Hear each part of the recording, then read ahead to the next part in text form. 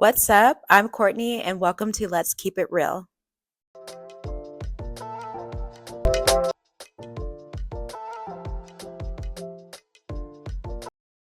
Let's Keep It Real is where I watch movies and see if there's any advice that I can take from the movie to apply to my very dismal love life.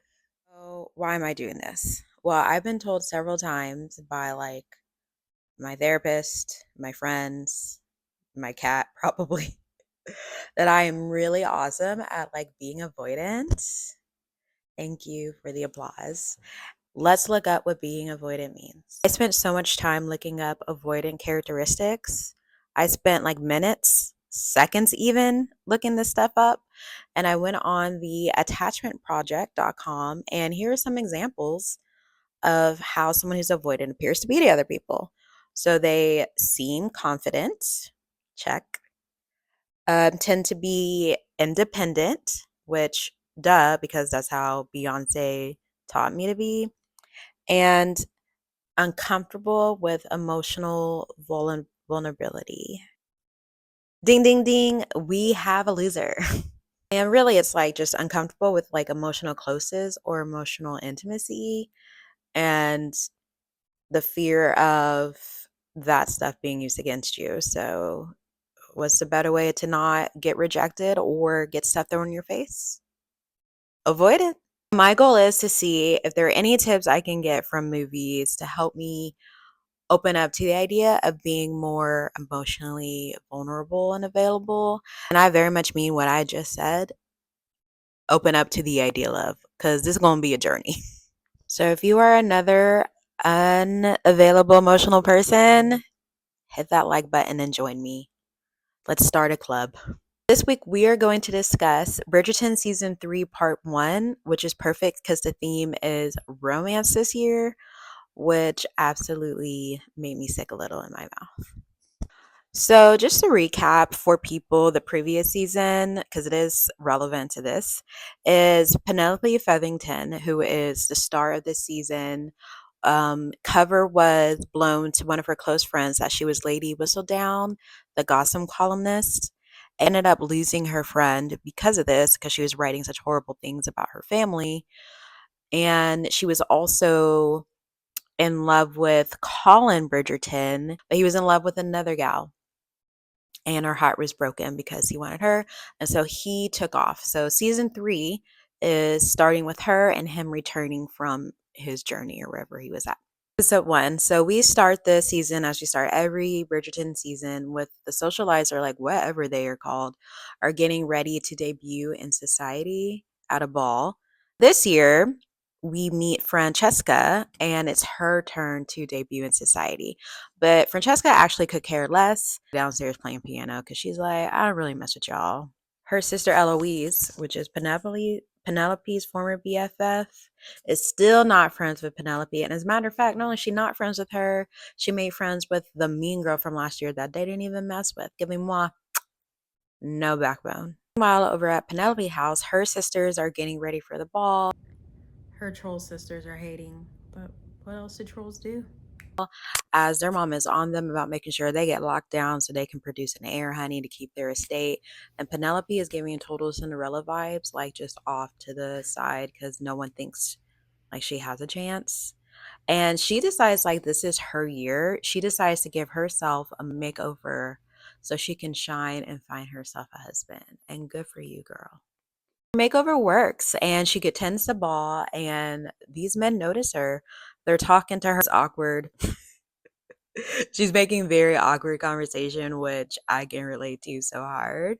But it's working. The point is, people are talking to her that haven't spoken to her or noticed her before. Who Penelope's former best friend is now best friends with, goes out of her way to embarrass her. And this is where Colin wants to return to being Penelope's friend and offers to help her find a husband. And this is where episode 1 ends. I learned as an avoider watching episode 1 was actually the effort you put into yourself. So for me personally, before, I would not put that much effort into how I looked because if I looked crazy, maybe no one would bother me and I wouldn't have to worry about someone rejecting me later. It started to have an effect on like me, like not putting the best effort in myself. So I've already started that journey, but I think it's important. The most important lesson out of this, and just a very important lesson in life. So now we are at episode 2, and I gotta be honest with you, everything that's not Penelope and Colin is actually very boring to me.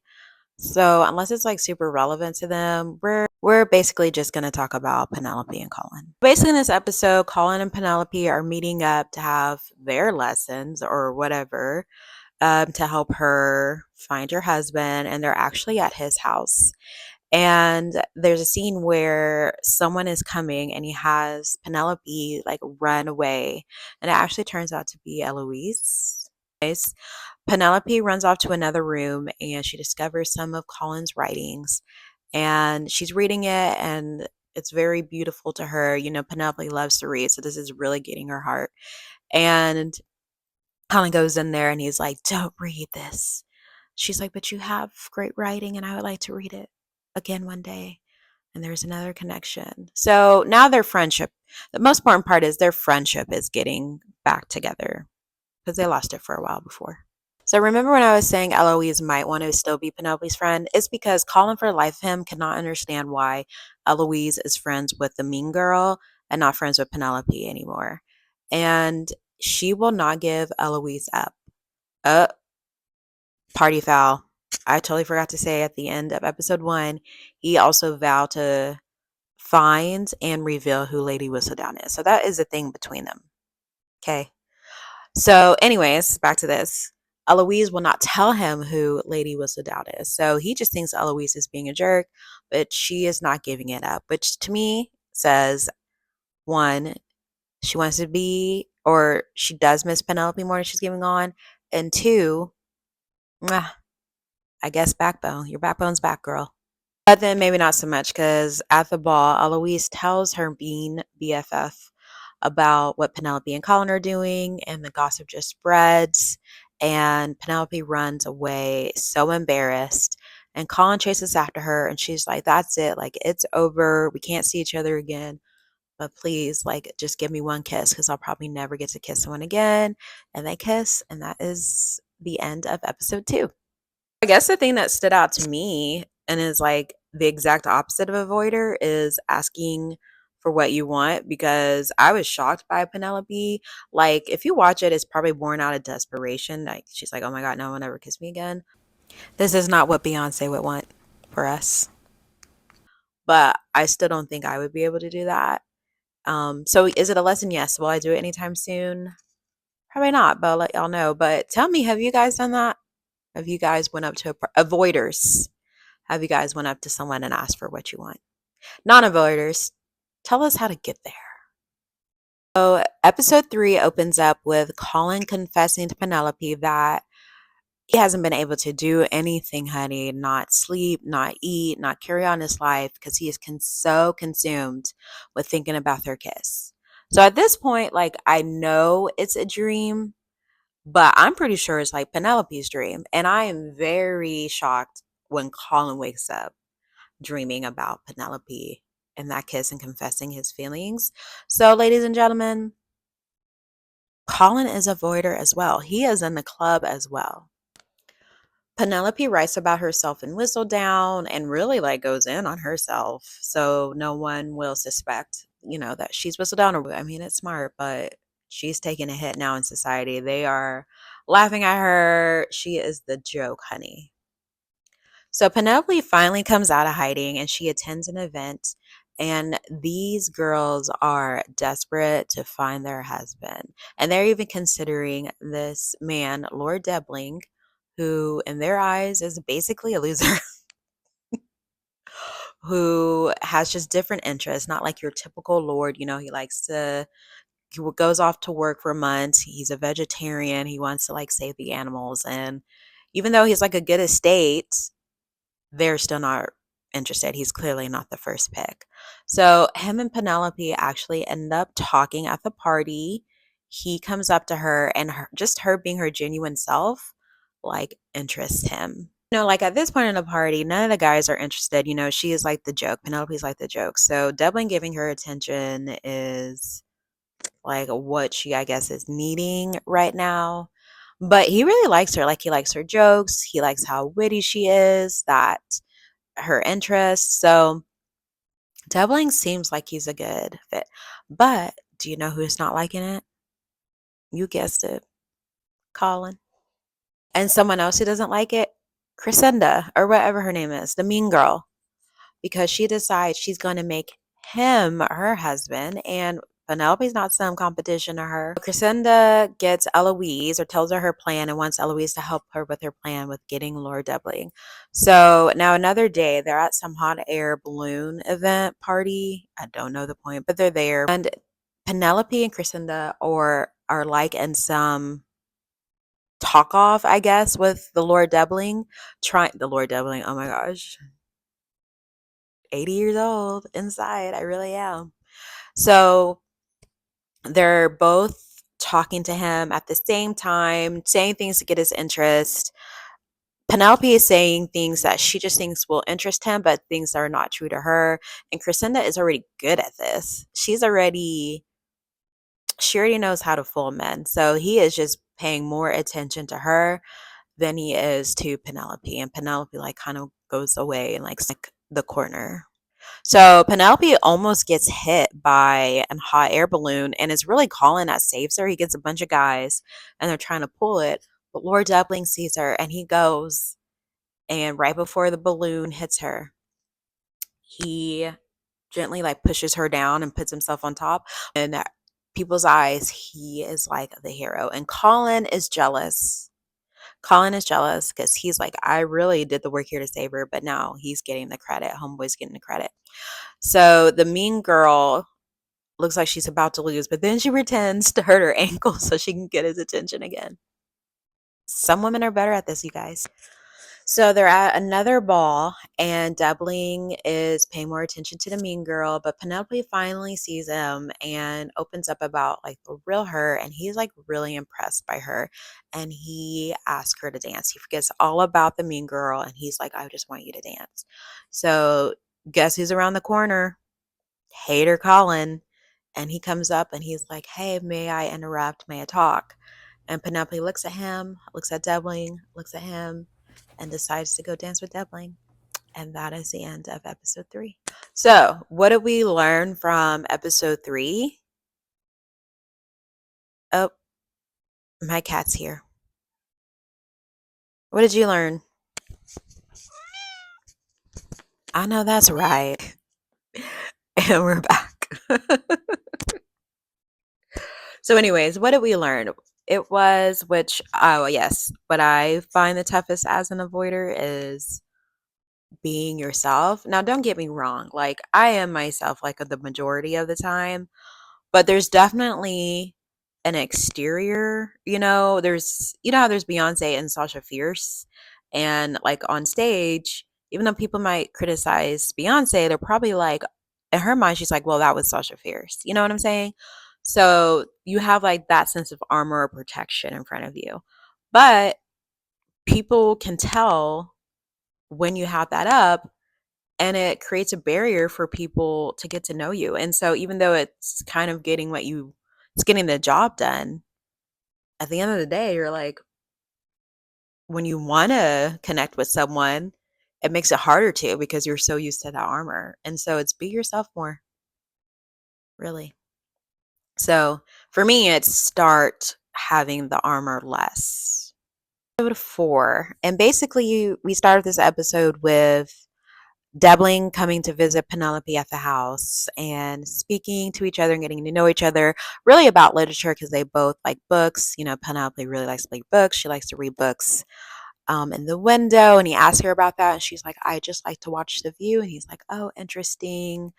And they have this really good like back and forth on if he said basically him implying that he wanted to propose to her, and he leaves, and her mom is like, basically, girl, you can't do better. Her mom is really her number one hater. Her mom is like, you can't do better. If you think you can do better with him, like trying to wait out on love, then you're mistaken and you're wasting your time. So you just need to suck it up and be with him.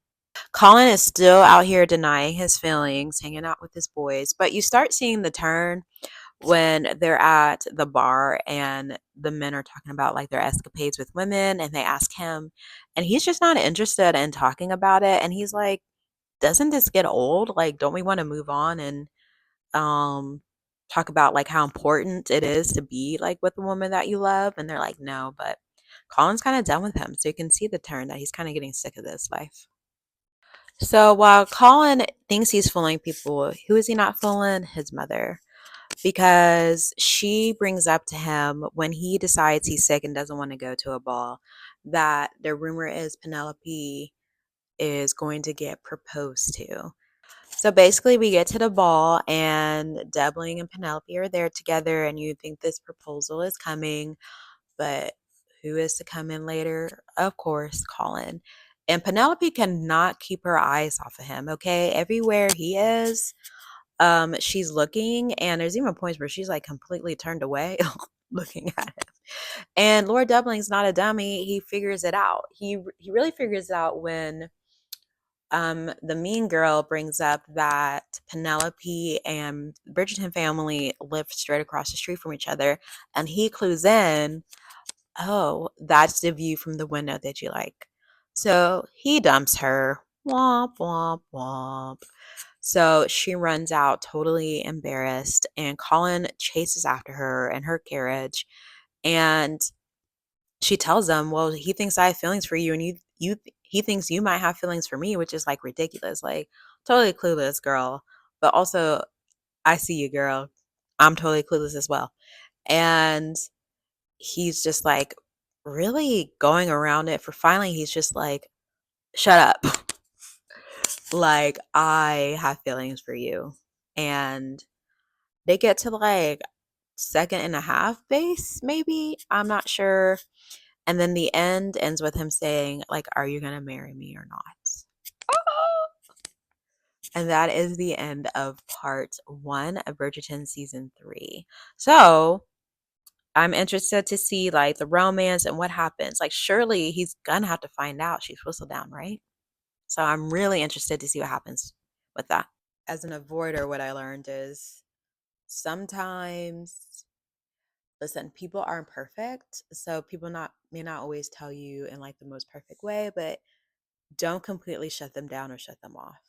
But let me tell you, my cutoff game is strong. So like to wrap it up, like lesson number one is like put that effort into yourself to like whatever it is. Like I'm not saying like go here and like turn away from like Quasimodo to Beyonce, but just like whatever that ever looks like for you, like figure that out. Lesson two, like asking for what you want, even though it might be scary, and I'm not doing it anytime soon. Just let me know how it goes for you.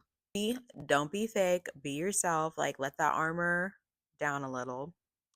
And four, vocalize. You got to say something. And also be willing to hear. Be willing to listen to that person. So I feel like I learned some really good things. I'm gonna talk to my therapist about him and see if I want to work on any of these things. But I'm gonna stick with number one right now, the effort, because I'm going through that right now and I'm actually really enjoying it. So, but anyways, thank you for watching. Like, hit that like button and subscribe, and let me know if any more. Um, and let me know what other movies or shows I should watch. Thanks.